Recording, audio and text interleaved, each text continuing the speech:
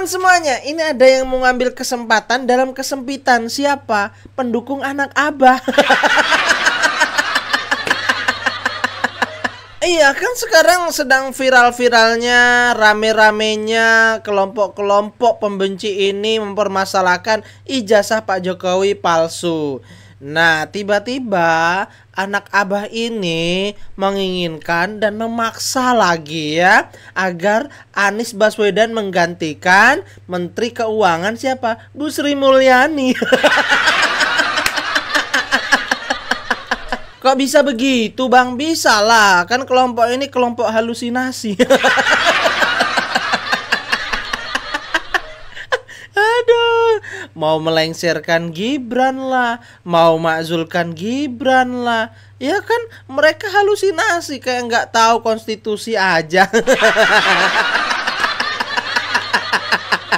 Sedangkan ini peramal ya, peramal dari mana nggak tahu lah, dari Yaman kali. Katanya Allah belum mengizinkan Anies menjadi sebagai presiden karena Anies ini ditunggu di dunia internasional. Tapi kenapa maksa, berharap, ingin jadi wakil presiden, ya, ingin masuk ke kabinet.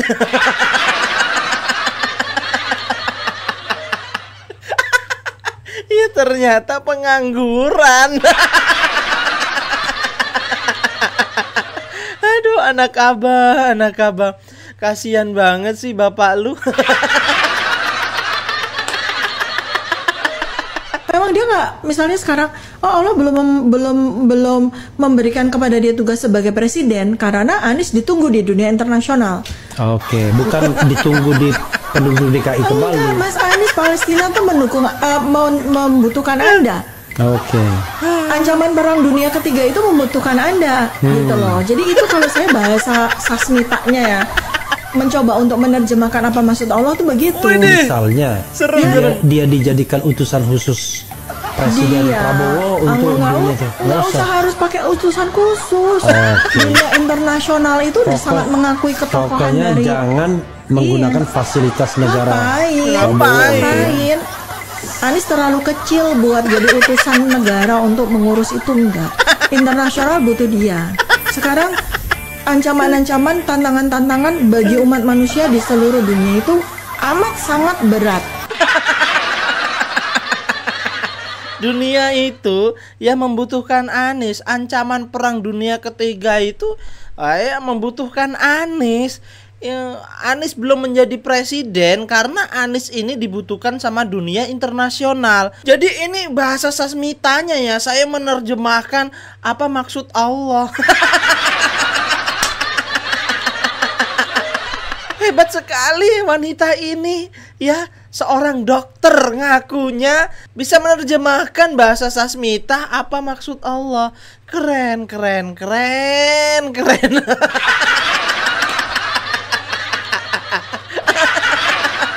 Ini loh ciri-ciri orang gila tuh. Ya lihat aja lah halusinasinya. Sampai sekarang Anies jadi apa? Jadi pengangguran. Jadi presiden gagal, mau maju pilkada di PHP-in. Udah begitu ya udah kesana sini ngapain ya, mengharapkan mencari pekerjaan dicarikan sama anak-anaknya.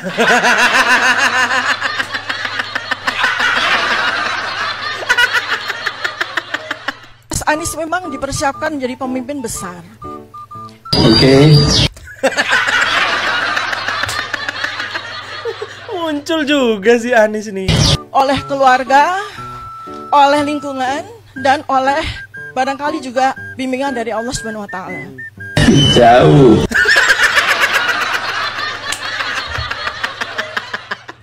Jauh.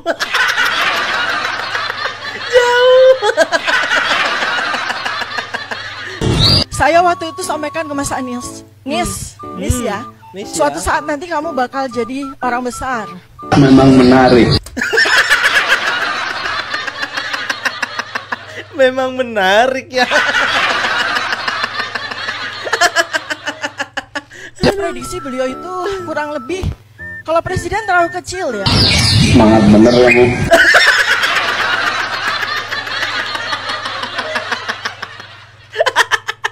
Semangat bener nih Tifa. aduh, lanjut. Saya melihat beliau itu nanti akan jadi betul, akan menjadi sekjen PBB. Itu jauh. Itu jauh. Aduh. Ini si Tifa, ampun. Jadi sekjen PBB jauh. Aduh. Dapat Nobel perdamaian. Antara kemauan sama kemampuan. Itu jauh. Kemampuan sama kemauan itu jauh. Kemauannya tinggi, kemampuannya cetek.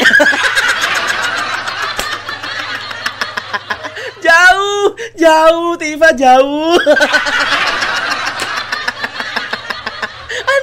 Aduh, sakit perutku. Ada aja ini, ampun.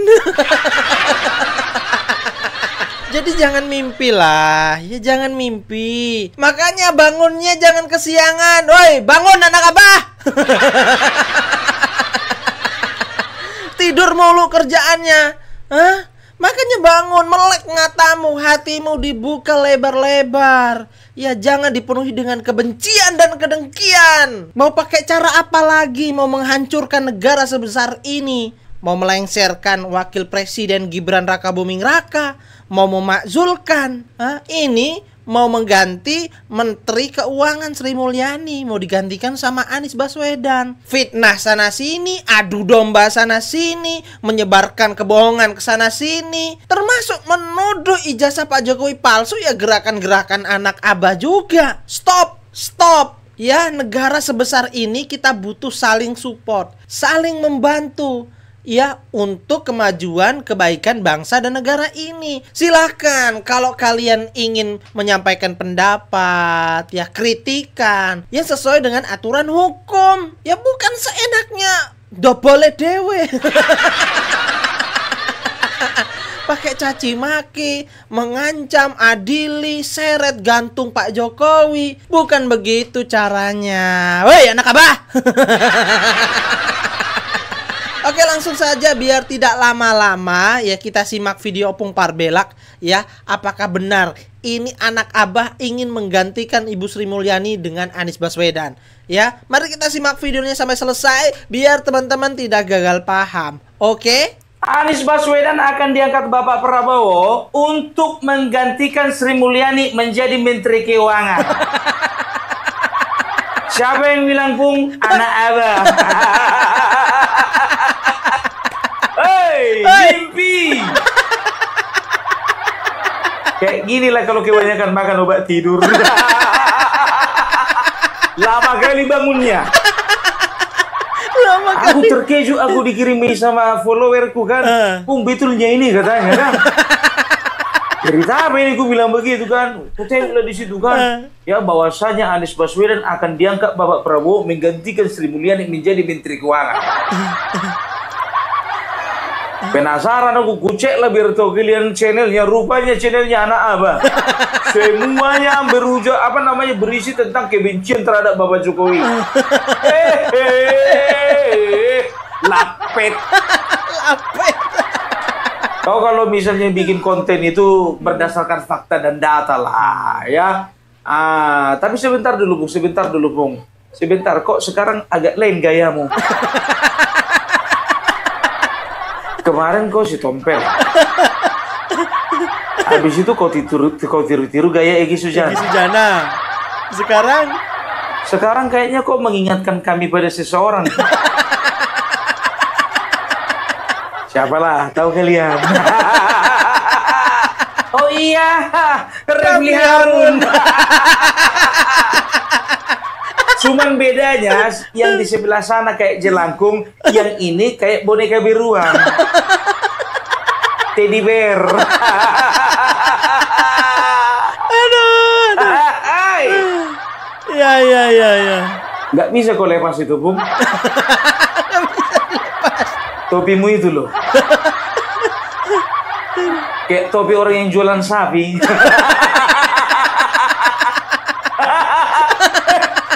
Enak aja topi tukang jualan sapi. Topi ahli tata negara ini. Kacamatamu itu nggak ada yang lebih bulat lagi dari situ, Bung. Ini kacamata pengamat politik. Jadi apa yang ku amati itu, ya, itu bisa dipertanggungjawabkan. Komplit. Ahli tata negara, pengamat politik. Tapi kau memang agak lain, Bung. Kemarin kau berpenampilan si Tompel, yang kau bahas si Ripa. Sekarang Egy Sujana. Berpenampilan kau Egy Sujana, yang kau bahas si Ray Suryo. Sekarang kau berpenampilan Refli Harun. Kenapa kau bahas Anies Baswedan? Kenapa? Ya wajar lah, namanya satu spesies. Satu jenis yang tidak terpisahkan. Satu jenis. Dan tidak bisa terdefinisikan. Langsung aja kita cek beritanya, betul apa betul. Ya. Tapi tolong dulu kalian jangan ketawa ya. Karena bukannya bilang apa, banyak kali orang ini memang apa namanya duluan apa makan obat tidur dulu baru bikin statement. Jadi mimpinya itu kebablasan. Dengar ya. Assalamualaikum warahmatullahi wabarakatuh. Tanda atau sinyal Anies diminta atau kode-kode dari Prabowo meminta Anies Baswedan menggantikan Sri Mulyani semakin jelas. Semakin jelas kawan-kawan. Jelas. Tapi memang ada yang menghalangi Prabowo kontan-kontan langsung meminta Anies Baswedan.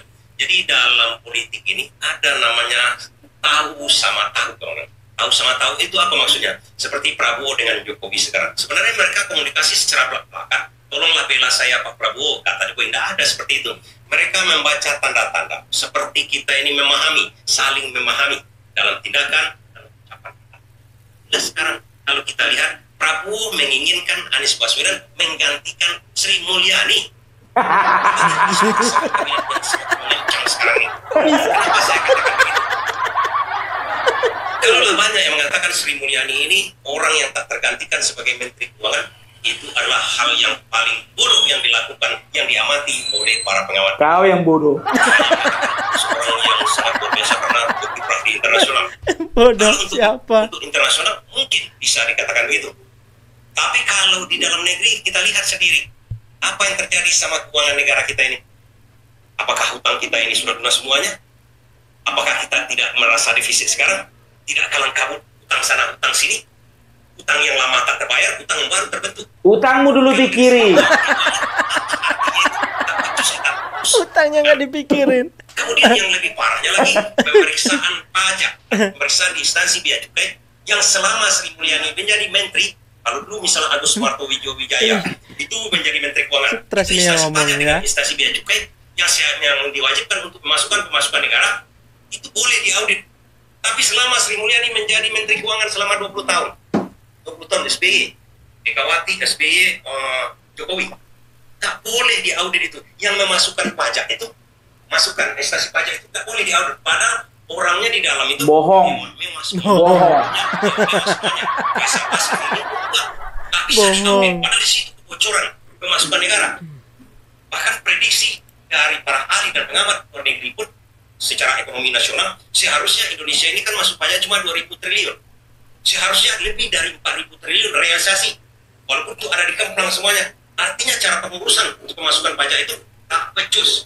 Makanya utang kita melulu. Sementara pengeluaran makin banyak, pemasukan segitu-segitu saja. Begitu ada masalah sebenarnya di perpajakan, di instansi pajak harus diperiksa habis-habisan. Ini dilindungi oleh Sri Mulyani. Begitu juga bea cukai yang di bawah Kementerian Keuangan, otoritas Menteri Keuangan Sri Mulyani. Nah, sekarang otoritas Sri Mulyani itu dihabisi oleh Prabowo. Dihabisi gimana caranya? Caranya adalah memasukkan orang-orang Prabowo tulen. Seharusnya yang memilih Dirjen Bea Cukai, Dirjen Pajak itu harusnya Sri Mulyani, karena itu orang itu orang-orang yang dipercaya dia untuk mengurus pajak, untuk memasukkan target-target yang diberikan oleh Prabowo. Tapi sekarang Prabowo intervensi langsung memasukkan orang dia. Orang Prabowo, kan kita tahu Prabowo memasukkan langsung orang dari TNI langsung itu basis militer. Orang dipercaya dia menjadi Dirjen Pajak dan Dirjen Bea Cukai. Dan sebelum diangkat, sebelum dilantik oleh Sri Mulyani, orang itu sudah dipanggil ke istana. Pesannya jelas di situ. Tolong keluarkan, tolong jugalkan Sri Mulyani. Dilantik Menteri Keuangan Sri Mulyani pagi tadi, ada 2 nama yang menarik disorot, yaitu Bimo Wijayanto sebagai Direktur Jenderal Pajak, lalu Jaka Budi Utama sebagai Direktur Jenderal Bea Cukai. Selain ada latar belakang militer, keduanya telah terlebih dahulu menemui Presiden Prabowo Subianto di Istana Negara sebelum dilantik hari ini. Dari Kementerian Keuangan, karena ini tidak bisa pernah diperiksa Dirjen Pajak ini. Kalian di Dirjen Pajak sekarang kalian obrak abrik situ, periksa itu semua sama Dirjen Bea Cukai. Karena menurut pengamatan dari luar negeri, dari pengamatan ekonom yang memang betul-betul senior, mengatakan pajak itu banyak bermasalah. Seperti juga Anies Baswedan mengatakan, financial cadastre yang dilakukannya di Jakarta dulu untuk memasukkan pajak retribusi di Jakarta, dan ternyata itu berhasil. Dan ini ide Anies Baswedan sudah dipesankan kepada Dirjen Pajak. Ide financial cadastre Baswedan. itu harus dilakukan. Ide Harus Anies. dilakukan. Karena prediksi pajak itu masuk 4.000 triliun, sekarang realisasinya 2.000 triliun. Ada apa di situ? Prediksi keuangan hampir semuanya kawan-kawan di perdagangan saham segala macamnya itu, para pialang itu memprediksi misalnya harga saham itu hanya beda-beda sedikit. Tak ada perbedaan sejauh ini, 4.000 triliun masuk cuma 2.000 triliun. Itu bayangkan separuh tak masuk. Kalau seandainya financial cadastre ide Anies Baswedan ini dilaksanakan sekarang oleh Dirjen Pajak, nggak usah diperiksa. Misalnya Sri Mulyani nggak mau diperiksa juga, oke, yang memeriksa itu langsung masuk ke dalam. Itu dilakukan oleh Prabowo sekarang. Nah, sebagai misalnya kalau orang yang memang hebat, Sri Mulyani moralitasnya ada, etikanya ada, dia akan berhenti menjadi Menteri Keuangan. Karena wewenang dia sudah dipermalukan. Anak buah dia, otoritas dia, wewenang dia untuk mengangkat, menunjuk orang, memilih orang Dirjen Pajak dengan Kompor. Dari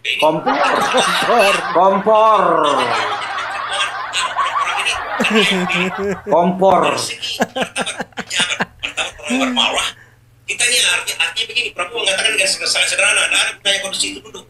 Karena aku yang memilih anggota-anggotanya semua. Itu aja sederhana sebenarnya. Dan ini kebetulan dipakai oleh Prabowo sekarang ini adalah ide Anies Baswedan. Financial cadastre. Itu dilakukan sekarang. Nah, jika ini terjadi, Sri Mulyani mengundurkan diri, sudah jelas karena ide-ide untuk keuangan ini, untuk perekonomian ini, ide Anies Baswedan yang mau dipakai, yang sedang dipakai oleh Prabowo, di mana Prabowo sekarang memisahkan. Serot. Karena Departemen Keuangan itu mengurus uang masuk dan uang keluar. Uang masuknya diurus oleh Prabowo. Prabowo ini sebenarnya dia memisahkan, dan yang paling tepat sebenarnya dia Prabowo seharusnya memecat Sri Mulyani ini karena dia biang keroknya semua kan. Tapi karena ada pesan dari sana-sananya, belum berani Prabowo. Hasut.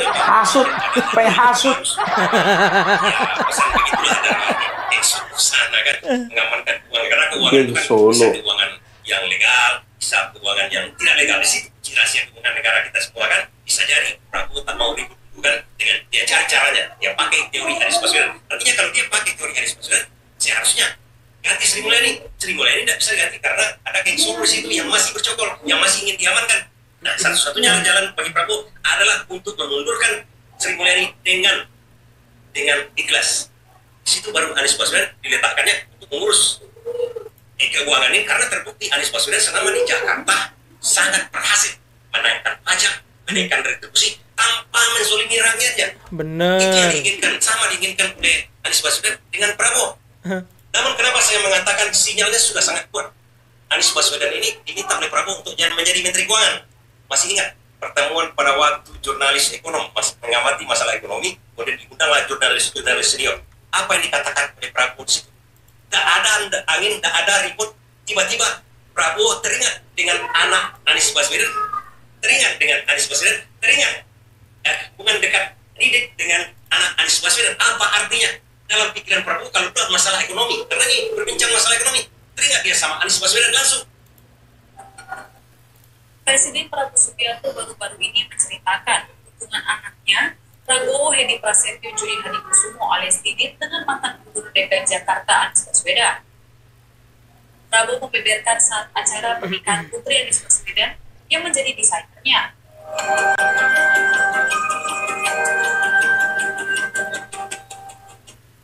Namun begitu dia menyinggung masalah dipotong-potong semua video itu, potong. Itu menggantikan Hasan Nasbi waktu itu. Jangan sampai karena Anies Baswedan bla bla bla bla bla begini, ada yang langsung mengkuar-kuarkan, ada yang langsung menghambat, ada langsung rintangan.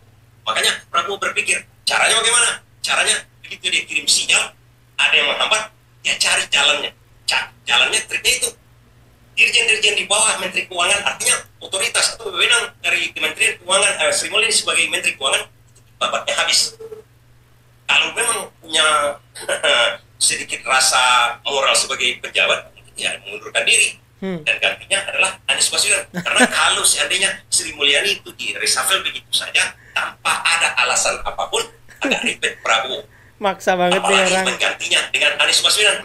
Kalau seandainya Sri Mulyani ya berkat mimpi Sri Mulyani mengundurkan diri, Anies Baswedan bakal direkrut oleh Prabowo. Kenapa? Ada alasan Prabowo. Selama ini Sri Mulyani apakah bertambah hutang negara atau berkurang? Karena itu lagi. Bodoh, alasan bodoh. Kalau bener-bener diambil juga orang yang kurang cerdas. yang berhasil untuk mengatasi keuangan, bakal babak belur juga. Itu contoh Sri Mulyani. Kadang-kadang dipuji sebagai ekonom yang luar biasa sampai di Bank Dunia bekerja, tapi ternyata hutang negara ini makin kurang cerdas. Teman-teman, kurang cerdas itu bodoh. Dengan biaya begitu bisa dilangkungkannya pendapatannya. Kalau pengeluaran bagaimana dia efisiensinya? Bagaimana dia perang dengan orang-orang oligarki yang menghabisi duit negara? Kan itu sangat simpel. Minimal kata Prabowo dalam hatinya, coba dulu Anies Baswedan ini yang telah berhasil di Jakarta. Sangat sederhana begitu. Tapi tentu saja hal ini kita masih menunggu. Itulah alasannya mencuatnya nama Anies Baswedan kembali masuk di rekrut Prabowo, dan sinyalnya itu memang sangat kuat sekarang ini. Utang Indonesia nih, kalau sempat Sri Mulyani masih dipertahankan di situ, utang 800 triliun yang harus dibayar tahun ini, yang sebelumnya cuma 400 triliun, udah babak belur kita. Nggak ada MBG, sekarang 800 triliun. Mau tak mau, mungkin tindakan Prabowo, nggak juga Sri Mulyani mengundurkan diri secara sukarela, harus dipaksa lagi. Mungkin seperti itu. Terima kasih. Apa katanya tadi? Sinyalnya sangat kuat. Kau pakai kartu apa? Sinyalnya sangat kuat, tapi kemampuan lemah. Bisa pula dia baca isi hati Bapak Prabowo.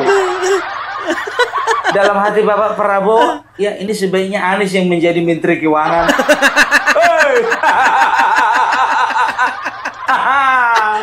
Ini namanya tidak cerdas sama sekali. Coba bayangkan kalian cuman bermodel-model seperti itu, narasi-narasi bodong. Kalau ku bilang ini narasi bodong, karena apa? Tidak ada dasarnya, tidak ada faktanya, dan juga lebih mengandalkan halusinasi.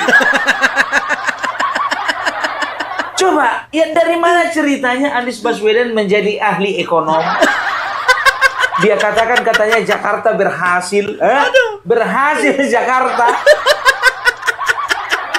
Kalau memang betul-betul Jakarta berhasil secara ekonomi, ya tidak akan ada yang namanya PHK, tidak akan ada yang namanya pengangguran, tidak akan ada yang namanya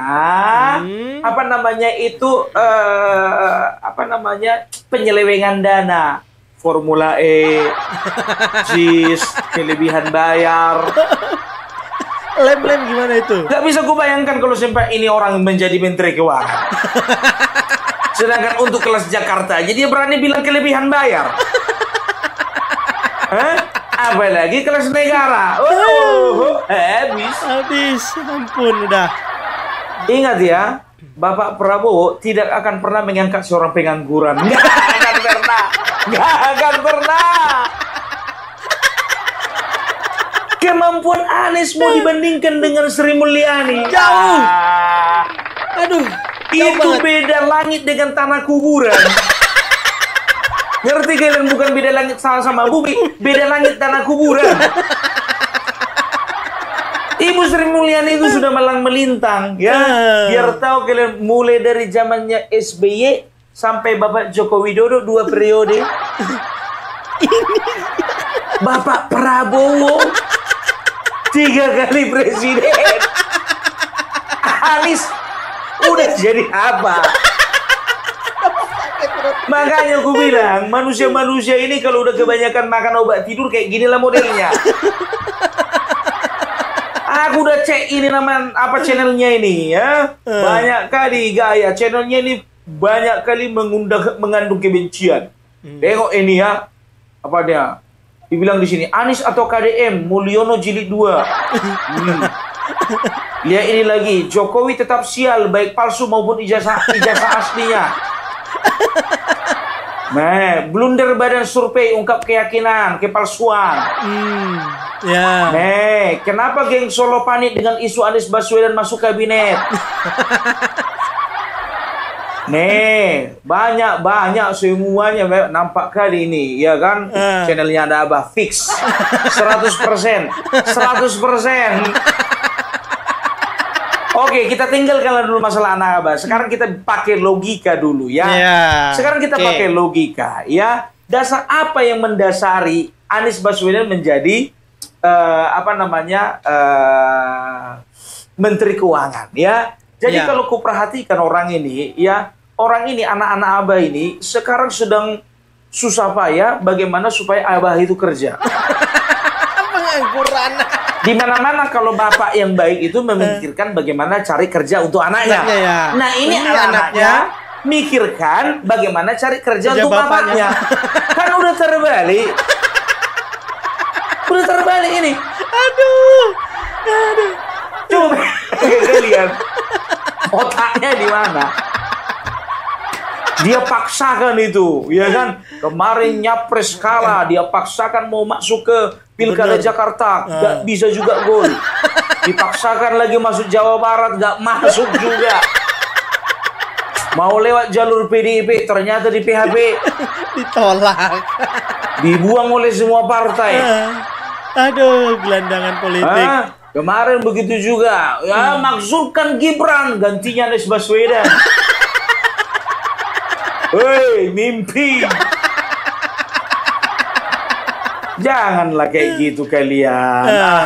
Maunya yang memperhatikan kesejahteraan itu bapak memperhatikan kesejahteraan anak-anaknya. Bukan anaknya yang memperhatikan kesejahteraan bapaknya.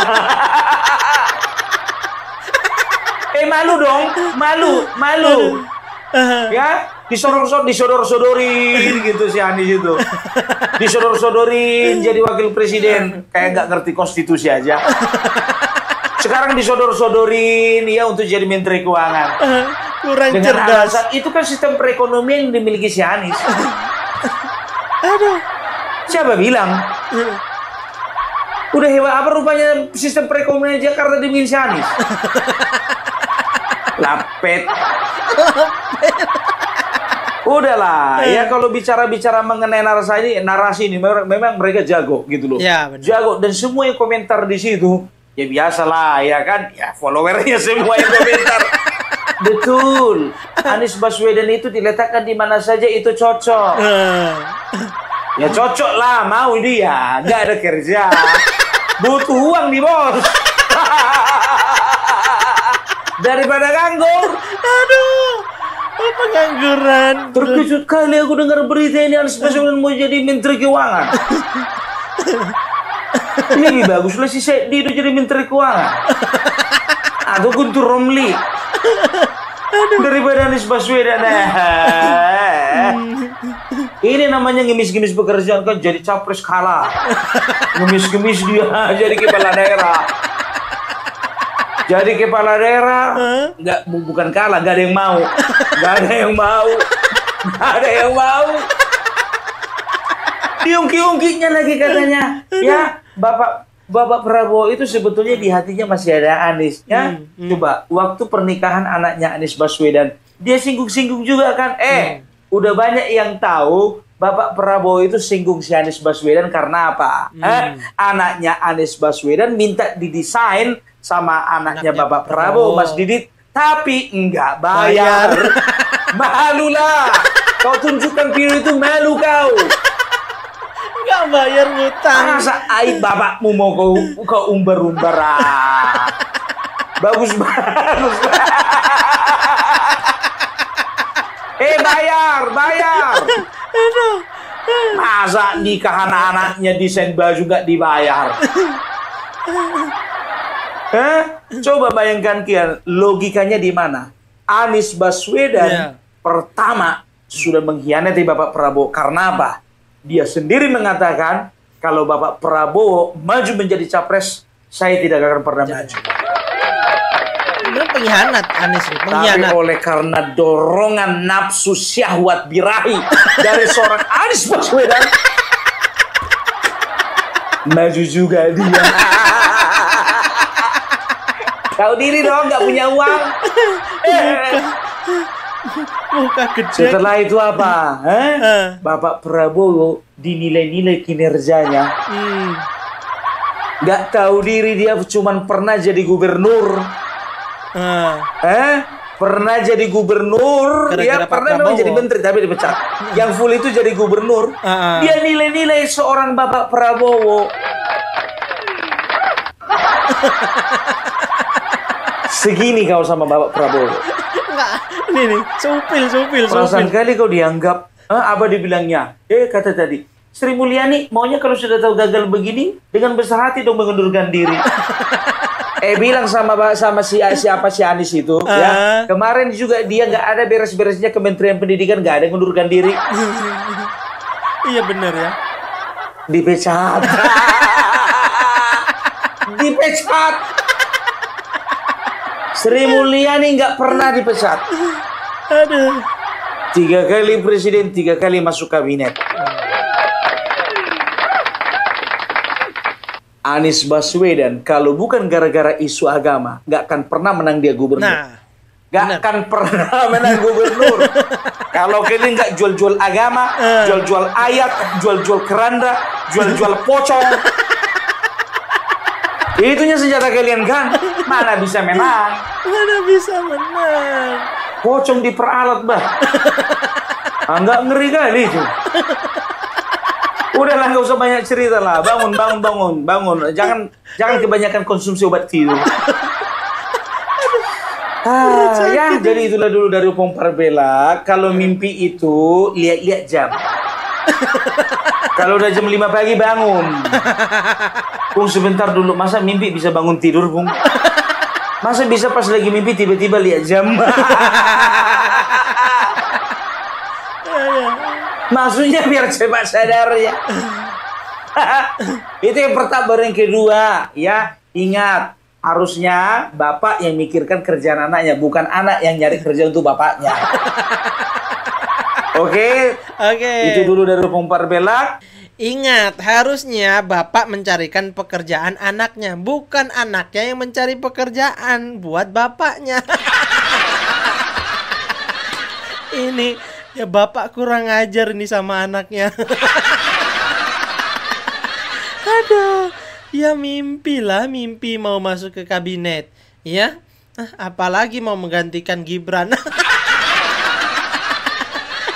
Gak ada bapaknya. Aduh, mungkin itu saja teman-teman ya. Memang kelompok-kelompok orang ini banyak halusinasinya, ya, dan kurang cerdas. Parah. Oke, terima kasih teman-teman. Bagaimana menurut kalian? Silahkan tulis di kolom komentar. Wassalamualaikum warahmatullahi wabarakatuh.